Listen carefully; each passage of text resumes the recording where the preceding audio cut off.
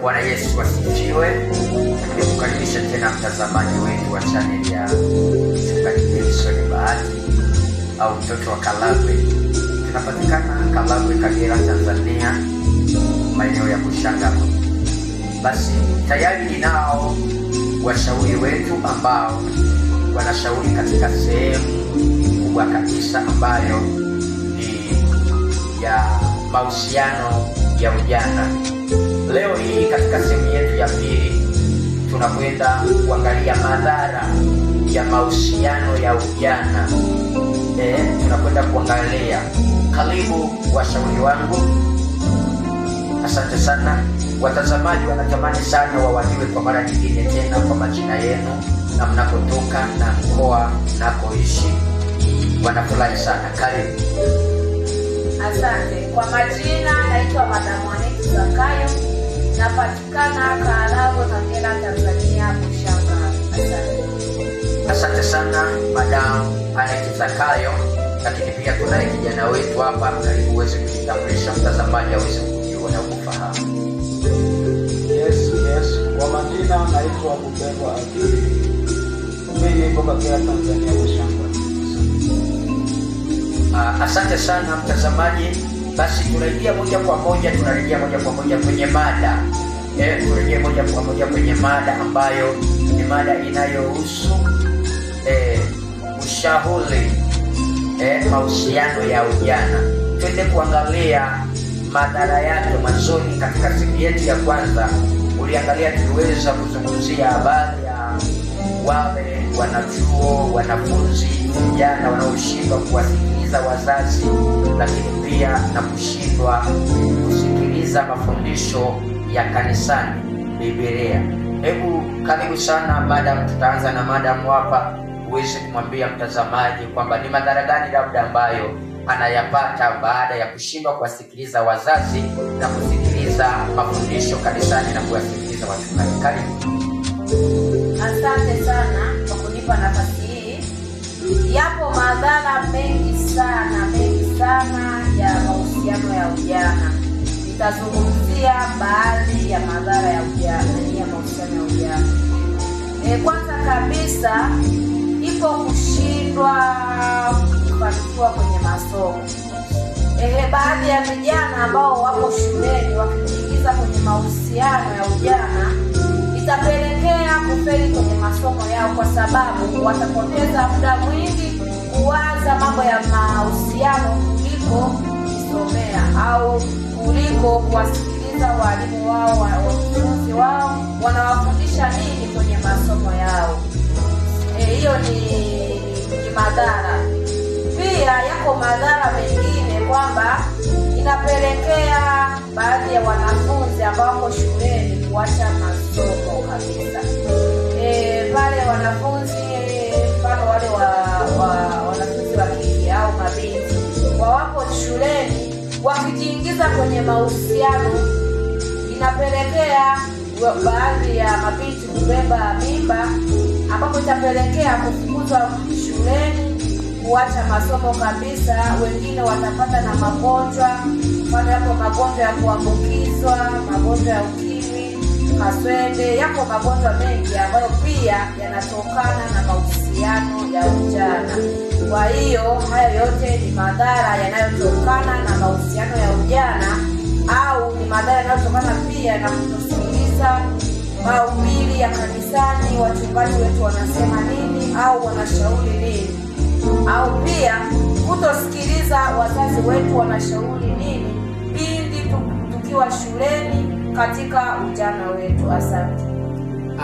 Sawa madam, ni kwamba kuna wakati ambapo unaweza ukajikuta labda unaweza ukamwambiaje mtazamaji kwamba kuna wakati ambapo unafika anashindwa labda kutimiza zile ndoto zake, kwa sababu mwanafunzi yoyote au kila anaishi anakuwa na mtazamo wa kule mbele, kuangalia kwamba labda kule mbele anatamani awe nani, anatamani afanikiweje, anatamani apate vitu gani. Labda mimi naweza nikaona kwamba na penyewe naweza kutokea tatizo pale ambapo baada ya kushindwa kusipata ndoto kupoteza maisha yake. Labda hapo nazungumzia baadhi ya vijana wanaojiingiza kwenye mahusiano itapelekea kushindwa kufikia ndoto au kushindwa kupata kile ambacho ulikuwa unakitegemea. Mfano, mwanafunzi au wanafunzi wa kike, mabinti anapokuwa shuleni akipata ujauzito, akifukuzwa shule, hapo itapelekea kushindwa kutimiza malengo yake au kupata ndoto zake, kwa sababu anapoenda nyumbani sio rahisi kumaliza shule au kuhitimu mafunzo yake. Kwa hiyo atashindwa kutimiza ndoto zake. Sawa, asante sana Madam Annette Zakayo. Lakini pia tunaye kijana wetu hapa, naye tumsikilize, labda anatoa ushauri gani au ni madhara gani labda yeye ambaye amekaa ameyachunguza, ili aweze kukutaarifu wewe kama mtazamaji ambao unatutazama katika chaneli hii. Tunapatikana katika sehemu zote, mitandao yote, TikTok, Facebook, lakini pia hata WhatsApp tunapatikana kwa wewe uliyetazama kipindi chetu cha kwanza. Sehemu ya kwanza utaona zile namba, hizo namba zote ziko WhatsApp. Tazame pale, tunakutumia kila kitu, ushauri unaotaka. Lakini pia karibu kijana wetu uweze kumwambia mtazamaji labda ni madhara gani ambayo anaweza akayapata. Karibu. Oh yes, thank you for giving me this chance. Ni kwamba mazao yapo mengi, lakini mazao yanayozungumzia ni kwamba vijana wako kwenye shida ndani ya Tanzania, Afrika, hata tu mabara mengi duniani kote. Kwamba vijana tunaposhindwa kuwasikiliza wakati wetu pamoja na maandiko matakatifu ya Mwenyezi Mungu, tunaweza kupata mazao yafuatayo. Mwenzangu amezungumzia early marriage.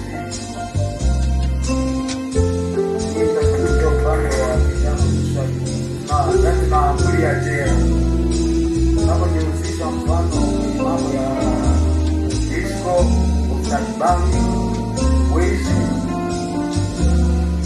na mengine mengi. Tunaweza kuambulia jela pamoja na kifo. Yapo mengi, mfano kushinda kutimiza ili ya kupoteza muda. Yaani sisi vijana, mtu akiwa vijana na hawazi mzee wake utakuwaje, mwenyewe anawaza tu mambo anayoyaona anayofikia hivyo, bila kuwaza kwamba hivi kweli na maisha badala haya, anashindwa kuangalia mtazamo wake wa mbele. Labda sasa tunaweza kutuangalia kumwambia nini mtazamaji kwamba wewe bado unafikia hatua hii, unaona unawiwa sana kuwashauri vijana wenzako na kila mmoja anayekutazama katika mitandao yetu ya kijamii. Ni kwa nini umewiwa kushauri vijana wa kike na wa kiume? Ni kwa nini labda umeamua kuwemo na madamu hapa, na wewe nitakulia tena, lakini kabla sijaenda kwa madamu nianze na wewe. Kwa nini umewiwa sana kutoa ushauri? Labda ni kitu gani ambacho umekiangalia na ukaona kwamba vijana walio wengi wanafikia? Asante.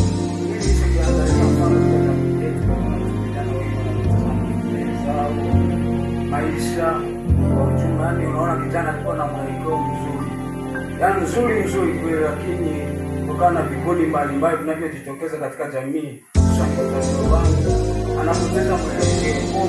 Nimeujua nimeona mama hapa nimetoa hivi, naweza kusaidia jamii kwa ujumla, hata na jamii kwamba tuyafikie maisha tuliyonayo badala ya haya, yaani mbele ya hiyo wazo wetu, wazazi wetu wanategemea vijana. Tunaposhindwa kutimiza malengo yetu na ndoto zetu, Asante sana mtazamaji. Basi nirudi kwa Madam Annette Zakayo, labda ni kwa nini uliwiwa na wewe bado tunaona ni binti mdogo, akiwemo na huyu kijana bado vijana wadogo, lakini kwa nini umewiwa sana kuweza kutoa ushauri katika mitandao yetu ya kijamii? Labda ni kwa nini? Karibu sana. Mimi kwa upande wangu nimeua sana kuzungumza haya, kwa sababu nimeona baadhi ya vijana wameharibika sana. Nimeona baadhi ya vijana wanapishana, wakiwa